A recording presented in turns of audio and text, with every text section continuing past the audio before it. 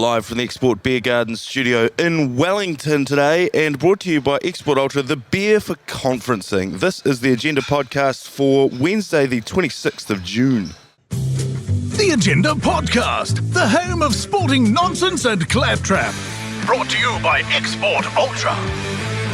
Well, good morning, Lane. This is one of the earlier records that we've ever done. As it stands, we are sitting in the foyer of a hotel, and we are watching the Euros. I think it's half-time at the moment, Slovenia v England. Yep, that's right. I did ask you the question, do you know what's going on in the Euros? What's going to happen as a result of this game? And you said, no idea. No idea. Well, I can tell you. Oh, great. If England beat Slovenia, they will top the group, and then they will play the third placed country from either Group D, C, or E. How many groups are there? Two? No, there's... Sorry, question without warning. No, there's about 4 groups. Okay. There's 4 groups. But the top 2 automatically go through, and then the top threes. It's quite confusing, because I don't think they've quite got the full numbers of a World Cup. But I'm only really interested when it gets to the playoffs, the final round of 16. Yeah, that's right. But Slovenia also, the result of this match, they could either qualify first or last. Wow. So there you go. Does that depend on how much they score, or? Yeah, well, yeah, they need to win convincingly. Right. But they've never beaten England, so it's 0-0 at half-time. I think Euros are going to get a little bit more interesting, and I think maybe next week we should probably get Piney on. Yes. Jason Pine, the voice of the round ball in New Zealand. The round ball in New Zealand. Maybe get him on to teach us again of maybe some water cooler chat, maybe some things to throw out there. Because I think, remember the Euros last time, England made the final, and everyone got in behind it. Yeah. And I think everyone kind of hedges on that, because I don't think anyone's interested in a France-Germany Euros final. No, 100%. And I think that there's a good little culture around the Euros here in New Zealand, because they play at about 6 o'clock in the morning. And so everyone goes down to bars. As I mentioned at the top, we're in Wellington for the DB annual conference. Yep. And a large contingent last night was saying that they were heading to a pub around the corner to watch the games this morning. I don't know how many of them made it, just based on the fact that they were still there at closing time for 2 different venues last night. I think that a bunch of them wouldn't have made it. Yeah. Us ourselves, we haven't made it. We're just in the foyer of the hotel. Yeah, but they've got the Euros on, though. They do. And they've got the commentary on. So the reason they left another pub was because they said that there was no commentary. Also, there was a curfew last night, an unofficial curfew of 9 p.m. Is that right? And I just put it down to the sales team. Yeah. DB sales team. That was, when I got to bed, I think it was about 12:30. Yeah. 12:30 for you. Yeah, okay. Jeez, that probably puts me at about 2, 3 o'clock. Ransacked the minibar, watched John work, and then fell asleep with the curtains open directly across the road from a giant billboard, which explains the voice this morning. Another fun tidbit about DB, not allowed to use Lime scooters, and we found out the reason for that last night. A young bloke from the workforce. Ollie was his name? Ollie was his name. He had himself an injury. He came a cropper basically 50 metres away from the hotel that he was staying at, and he wasn't even like trying to do a trick or anything. He just went to park it, slipped over, and his collarbone basically exploded. We saw the photos. We saw he's got a giant scar, and we saw the X-ray as well, and it was a goodie. And so as a result, Lime scooters are banned, yes, aren't they, on work trips? Yeah, I mean... We're not. No, we can use them. And as I look around, there's probably a few people who could do with it, because where our hotel is on a main arterial route for the commuters. And they love a commute in Wellington. They love a commute. They love a commute. A good walk. Yeah, they we're not far away from the train station. They love public transport down here in Wellington, and good on them. They've got good public transport system around here as well. So fair play to them. Some actual sport that's going on at the moment as well, Lane. Yep. Hayden Wild's gearing up for the Olympics. He was asked if he's worried about the water quality in the Seine River. He said he's more worried about the shark. Have you seen the movie on Netflix? No. There's a movie on Netflix. Heath was talking about it on the podcast the other day. That it's based on the theory that there was a shark that once swam up the Seine River, and it's given birth, and now there's a population of sharks living under, because there's all the catacombs and that around Paris. And the theory is that there's a shark that lives in there. And he was like, I'm not too worried about the poos. Yeah, the poos in the water. It's the shark that's going to get me. That's the big concern. I think a shark would be a great motivator if I was on the swimming league. I think they've swum in a lot of oceans. There's probably more chance of getting eaten by a shark. Oh, 100%. Well, and also more chance of getting poos in your mouth because... Would you rather swim with a shark or swim with poos? Poos, yeah. Because I'm certain I've swum with poos before and I've been okay. I don't know if I've swum with a shark before. One time on a snorkeling trip, I saw a couple of reef sharks. That put the shits up me, and I think that's about as close as I'd like to get. But I think we've probably all been within a couple of metres of a shark at some point. Yeah, so you're saying that even if you did swim with a shark, within moments you'd be swimming with sharks and shit. Yeah, I don't think you can have one without the other, to be honest. Sharks and shit. Also, there's been a lot made about the quality of the water in the Seine for the Olympics coming up, and I'm like, they're only in there for, what, like half an hour maybe, tops? They have spent a lot of money on cleaning it up. Yeah. Billions and billions of dollars, and pretty rightly so, actually, because it's a good incentive to clean the poos out of what is a kind of is it a national icon, I'd say, almost? Yeah, yep. An international icon. Yeah. But I just don't think that any athlete would give a shit that there's poos. Like, yeah, you're going to get crook later on, but you'll be crook with a gold medal hanging around your neck, you know what I mean? Like, it's not that big an issue. Yeah. These guys have got bigger things to concern themselves with. They did say, I did read about it though, they did say if the water quality is too bad, they're just going to scrap the swim. And so it becomes a biathlon? Yeah. Duathlon? Yeah. It's a biathlon, isn't it? It's just basically a cycle and run. So then what happens if your strength is swimming? Wow.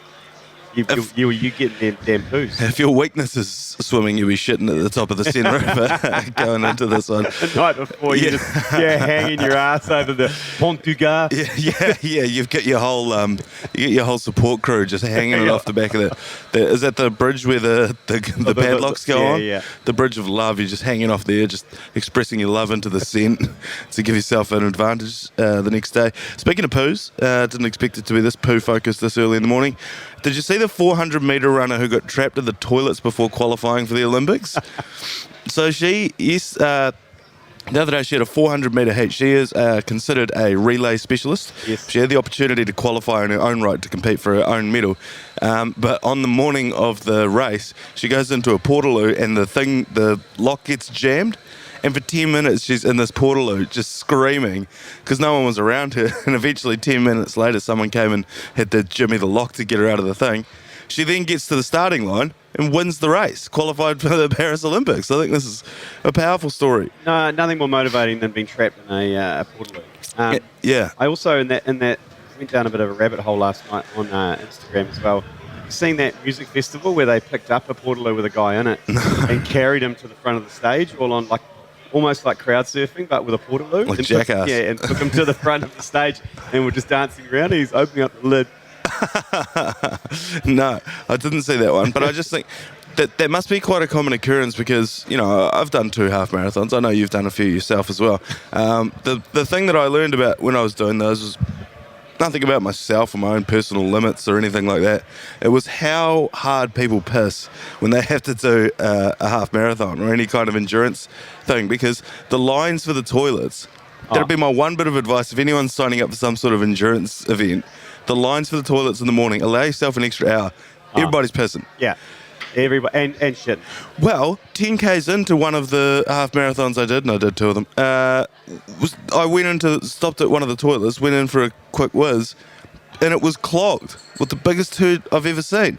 And I was like, this is 10 metres into either a half marathon or a full marathon. So you're 10 kilometres into a run, and you ran those 10 kilometres with a monster on board, and it just made me feel so sick. 1, that it had happened, and 2, that I was losing to someone that had run 10Ks with that on board. I was losing to them by so much that they had a chance to sit down and snap one off for it to fester a little bit and then me to get in there. Maybe they were like a racehorse where you had to weigh them down with a handicap. They were sandbagging. So I lost to someone who was sandbagging with, probably about 3 kilos on board, to be honest with you. About 10 carats? Yeah, and it sat for so long, that it sort of expands A lot of poo chat this morning. When I was at boarding school, we used to have a thing called a dorm shit, where if someone took a shit that they thought could quite possibly be the biggest shit in hostel history, they would leave it there. But the problem is they wouldn't tell anyone about it till lunchtime. And by that stage, it had soaked and swelled up. And so people would be like, hey, Joseph's done a dorm shit. Everyone needs to go check it out. And all of a sudden the matron's like, why is everyone running back up to the hostel at lunchtime? I was like, well, it's between me and you, Lou. Joe has done a monster dorm shit, and it could take out the record. One day the 7th formers came down to have a look at it because they were like, this could be an all-timer. It's not just your year. We've never seen anything like it. It was like, how did that come out of a human body? Arguably too much poo chat. Let's take a break. We'll come back and talk some more actual sports. All right, well, welcome back into the foyer of the Rydges Hotel in Wellington. As it stands, England still 0-0 with Slovenia. Could not point to Slovenia on a map. I know that Luka Doncic is from Slovenia. Well, it's around that Baltic area, around that kind of Czechoslovakia, Croatia area. Is it a former Yugoslav nation? Yeah. Yeah, okay. Yeah. Are they any good at football? I think it's when Slovenia play Croatia, things get heated. Right, okay.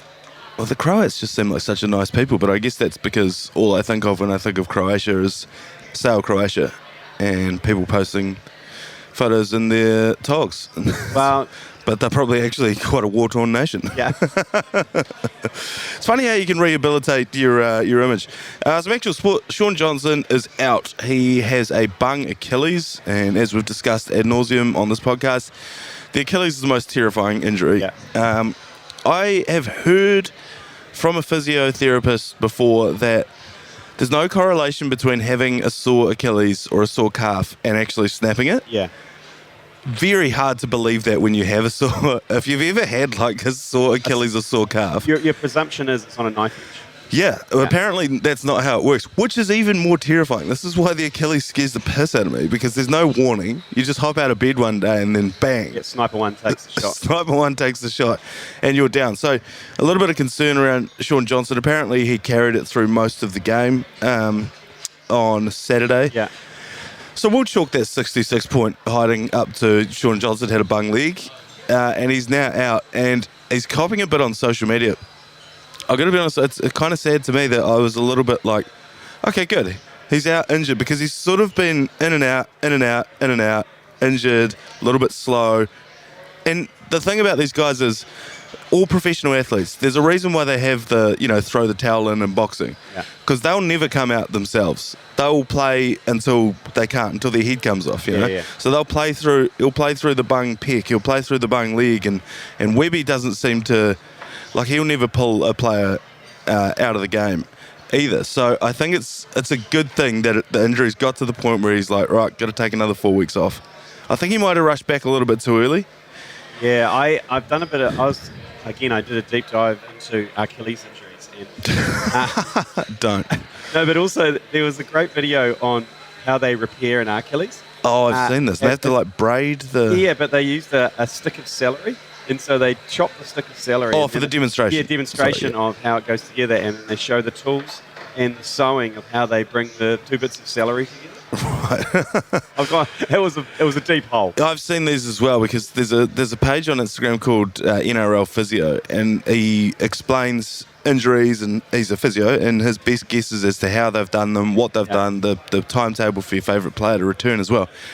But he uses the most disgusting animations of how it's done, and it's like sewn together, and there's like a braided thread that they have to use to pull the thing together. I was like, I actually don't want to know that. Yeah, it was basically they got a stick of celery, they bent it around a foot, and they snapped it, and then they sewed. They braided the sides so it could come together. Yeah, and then pull the whole thing together like it's a rat's tail. And then I've seen the ones where it's like, here's how you fix an ACL. So I don't want to know that. Even if I do my ACL, I don't want to know that. I know so many people have done it, and I was like, I didn't want to know anything about my own mortality or how you fix me. Joe Jury has fallen down a Instagram rabbit hole of Chinese workplace incidents. Oh, God. So when something happens on a work site, they'll make a 3D animation of it. Have you seen these? And then they show them to people at work sites as like hey, be careful, this is what could happen. But they're so specific and realistic, and they have like noises over the top of them. So it'll be a dude who, leaves the forklift in gear, and then he just runs someone through with the forks, and then they'll just have like over the top of it. And the first time you see it, you're like, what the fuck? I've fallen down this rabbit hole as well. You're like, what the fuck is this? And you can't stop, and then all of a sudden that's all that's in there. Which, to be fair, I could probably do with at the moment, just looking at my own my own search history. England. Are they still in the T20 World Cup? They are. The semi-finals are South Africa will play Afghanistan. Oh, yes, because, of course, Afghanistan knocked out Australia yesterday. They did. They beat Bangladesh. It was an absolute thriller, that game. Not least of all because you had about 17 different bets riding on it. Yeah, I did. I did. Half of them came off. But right up to the wire, they were on and off for rain, I think about 4 or 5 times. A great incident. Jonathan Trott, their former England player, is the coach of Afghanistan. Oh. And he knew... How did he get that gig? He knew that rain was incoming. And that at the time, they were ahead on Duckworth Lewis. So he was hoping if rain comes in and it gets cancelled, then Afghanistan go through. Because it was really tight. Yeah. And there's great footage of him just doing the hands, like slow things down, like to the fielders. And there's a great footage of the slip. First guy at first slip looks over and sees Jonathan Trott saying, slow it down. And then he grabs his hamstring and drops to the ground. It's one of the great pieces of footage. He grabs, Afghani guy grabs, he goes to the ground and starts writhing around in pain. Yeah. And even his teammate. His teammate, Rashid Khan, was like, what are you doing? Like, because Rashid Khan didn't see the whole slow it down. He's like, what are you doing? And he's rolling around, and then he's up, and he's pretending like he's pulled it, and he's limping around. Yeah. And then an over later, he was bowling. So everyone's looking at him at that stage. He's like, I can't say it out loud now, but I've just been given the old go slow.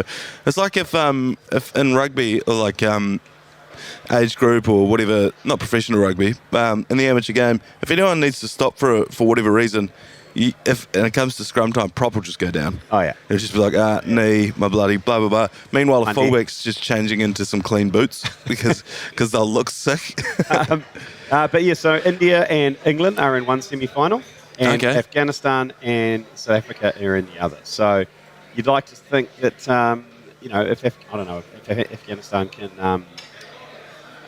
If they can knock over South Africa, how good would that be? It would be the biggest choke of all time. But, South Africans are, they love a good choke. Yeah. They love to be choked out. And also, at what point in Afghanistan's history of knocking people out in this World Cup are we going to stop saying that it's a banana peel or that they've upset someone? Obviously, the Taliban are massive T20 fans. Yeah, I can't understand it. Is a big part of it that there's massive variance in T20, and if you've got a superstar bowler and like a couple of decent batters, that's enough to win? Yeah, and the pitches they're all over the place. Yeah. They're either turning, they're not bouncing. The conditions, you can't get used to the same conditions.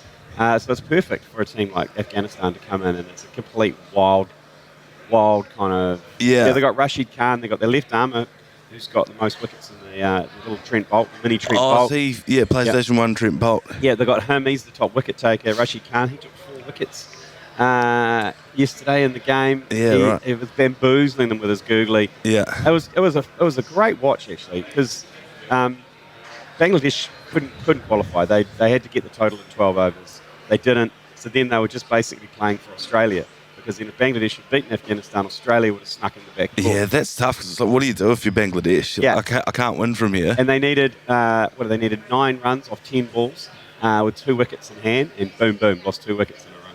So did they throw it to eliminate Australia? I don't know. I was hoping they would, but they genuinely looked like they were trying to win it. Well, they did a good job of selling it then, but God bless them, because if they can't go through, then the best thing they could do the least they could do for the international community is knock Australia out of the World Cup. Oh, it was so good. And now I just messaged all my Aussie mates saying you can't even beat the teams we can't even beat. So, I think the semis are tomorrow and the finals on Saturday. So they don't muck around the T20 World Cup. She's all over in kind of 3 weeks. Yeah, hopefully that'll be around the old lunchtime as well. Yeah. The times have been pretty good. There's an English spinner, didn't make the team. His name is Shoaib Bashir. He was playing in county cricket this week.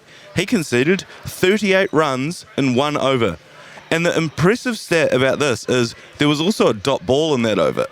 Did he obviously a no ball went for 6? So the 6th ball of Bashir's over was sent so far down leg side because he was so in his head that it went for 5 wides.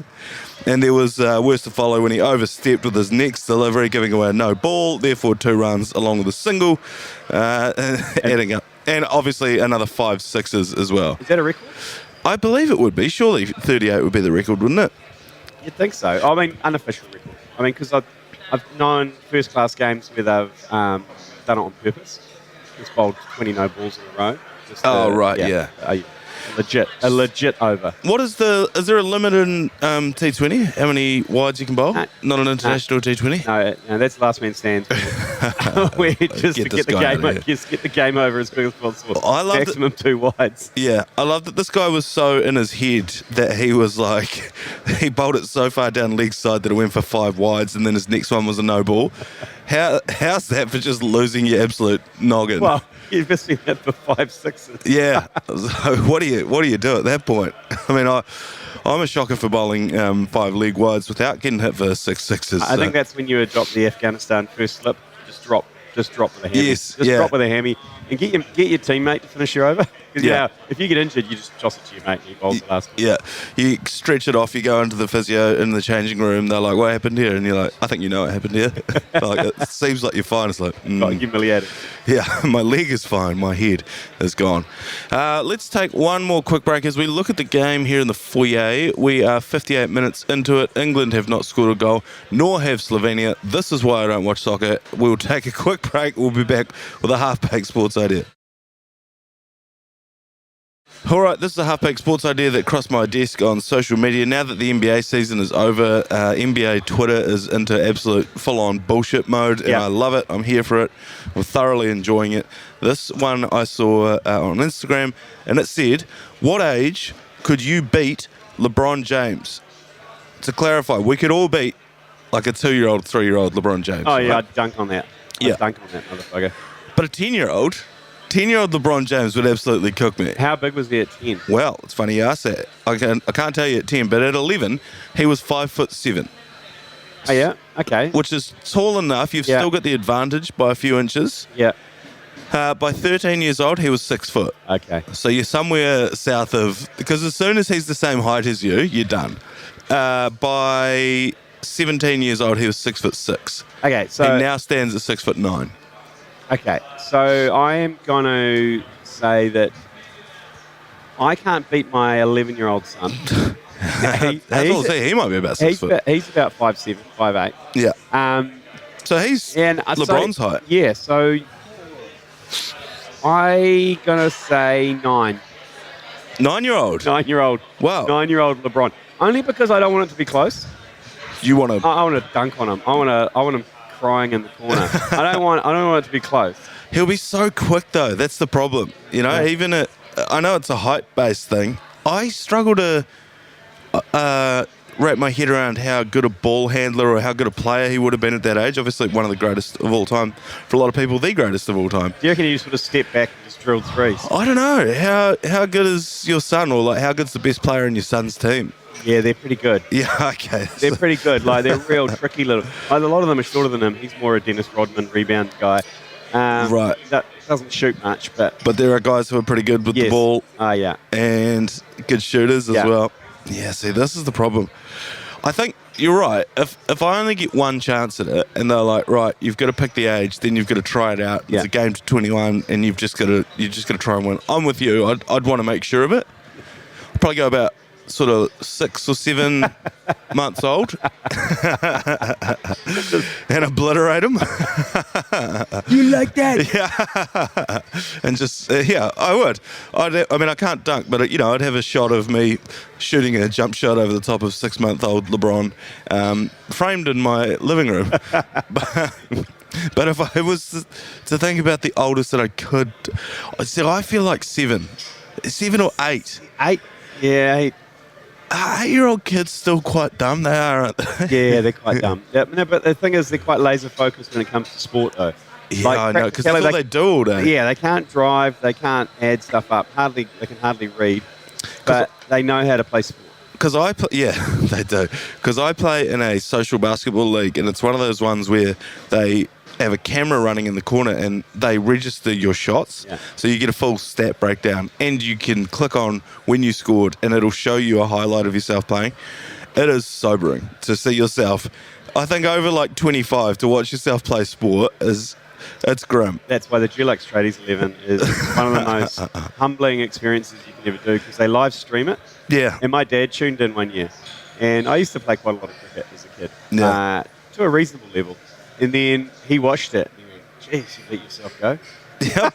But it's like, I probably haven't. It's just when you watch it. I'm 46 years old. I was watching myself play basketball the other day. I was like, fuck, I run like a fat guy. I actually saw myself from behind. I was just like, who's this fat guy running up the court? I was just like, fucking hell, it's me.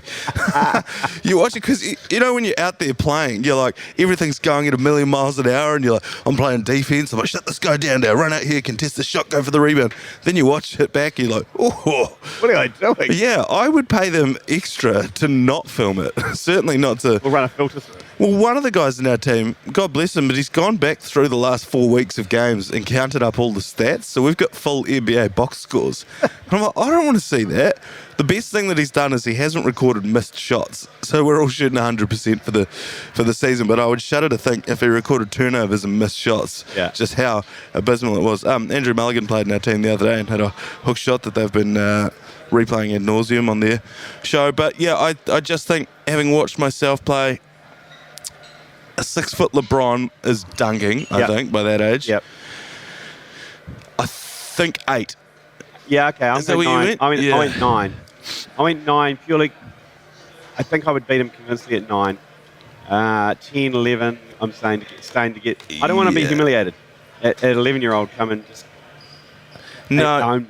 And he, by that stage, by 11, he's already been sort of earmarked as this guy could be the greatest basketball player of all time. Yeah, he's sponsored. He's got Well, I've got his book at the moment. In his like 7th form year, he took out millions of dollars in loans because the banks were just like, oh yeah, this guy's good for it. Like next year he's going to be able to repay it. And he was driving around in a Hummer. He was driving himself to school in a Hummer. So by the time LeBron's got a Hummer, I'm definitely cooked. Yeah. But I think basically once he can tie his own shoes, I'll be there or thereabouts. On our flight down yesterday, we were surrounded by greatness. There was some. Yep. Obviously, we're flying to Wellington from Auckland. A couple of dear friends of the podcast, Ardie Savea, and Dog Roll, your captain and vice captain of the All Blacks. Well, no, I mean, on our flight, Ardie Savea's not even vice captain. Geordie Barrett is vice captain. I thought they both were. And Ardie. Yeah, I think they both are. Vice. Okay. So that's why they were flying up there. I was standing behind him, boarding the flight. Big bastard. You forget how big these guys are. He's a big human. He's not that tall, Ardie Savea, but he's a lot of human. He's about my height. We're probably about the same height. A little bit bigger. He's a lot of human. Dog roll not as tall as I thought. Not a Brody Retallick size. No. But still a big unit. He'd be 6'6", would he? Dog Roll? Yeah. And poor Dog Roll and Ardie, because the line to get through security was just so enormous that they were getting wounded the whole way through. Because we had the cattle yards, where you go up and down. Back and forth, So basically they're getting wounded by boomers the whole time. Well, and the most awkward part is that they asked for a photo at the start, and then you've got to walk back past them 5 or 6 more times and like wound them again. Hey guys, gotta go against England. Blah blah blah blah. The poor dudes. We're getting on the flight, and Ardie got a phone call as he's getting onto the plane, and he goes, "Oh, I'm just about to jump on a plane. Can I call you back in like a couple of hours?" And then the bit of silence, and he's like, "Yeah. Well, I'll call you back in a couple of hours or something." And then he goes to hang up, and I saw over his shoulder, Razor was the name on the phone. What could Razor be calling Ardie Savea about? Maybe he's just saying, "Look, you're really the captain." But I couldn't give it to you, so just... Because you've been overseas. Yeah.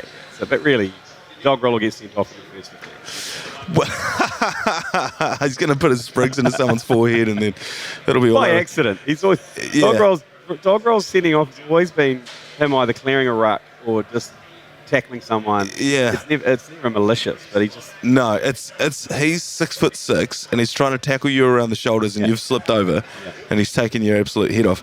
I think that has there ever been? There wouldn't have been another brother captain and vice captain before, would there? No, the Wettons. I know that Gary Wetton, did he captain? I don't know. I don't know. I'm sure someone will record a voicemail and send it in for us to play out tomorrow. So we will do that. As it stands right now, live update, but not live to you listening to this. 67 minutes gone. England have not scored, nor have Slovenia. But we will have to get on a football expert to talk the round ball down the track. But for today, enjoy your emceeing the DB conference. This is a big gig for you, Lane. Huge gig. How are the nerves this morning? Haven't done a lot of preparation. No. Last night my goal was just to find a couple of straw men that I could pick on. Yes, we found them. Yeah. And Ollie. Yeah, Ollie, the collarbone man, and Riley, the youngster who was running 3 phones while he was Snapchatting and yeah.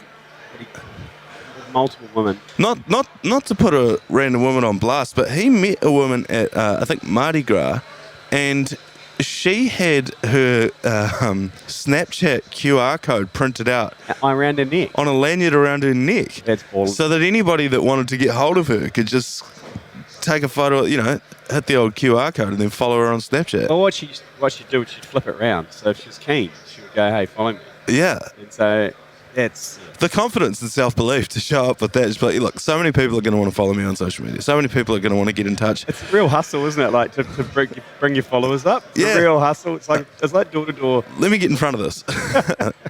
Sorry, I can see it in your eye. You're going to want to follow me, so just check this out. God bless them. So yeah, a lot of pressure coming from the DB people, because I was talking to a few of them last night, and they've all been like, "Geez, I'm really excited to see what Lane's got for tomorrow." I'm like, yeah, I was thinking that too. Because I got told you just have to MC in and out, in and out, introduce people. I'm like, and then people are like, "Oh, what material have you got?" I'm like, am I doing a fucking stand-up? No, I know. And then rumours were swirling last night at the bar, being like, "Look, they're here in town for a reason. They've got something brewing. We can tell." I was just like, I guarantee you, if you know anything about the ACC, we have fucking nothing prepared, nothing planned. It just took us 6 goes to turn on this podcast recorder here, so I can assure you got nothing up our sleeves. The only reason we're here is because we had flights that they had to use. So we were supposed to go to Hawke's Bay to commentate a big barrel cricket match, and they transferred them to Wellington and then shoehorned us into the conference. We're here for a clerical error, not because we've put some sort of... We've got something planned. Yeah, we got something planned. Like we got like a musical? Yeah, big song and dance. Well, shit. Rest assured I told every single one of them, Lane's got something big planned for tomorrow, so...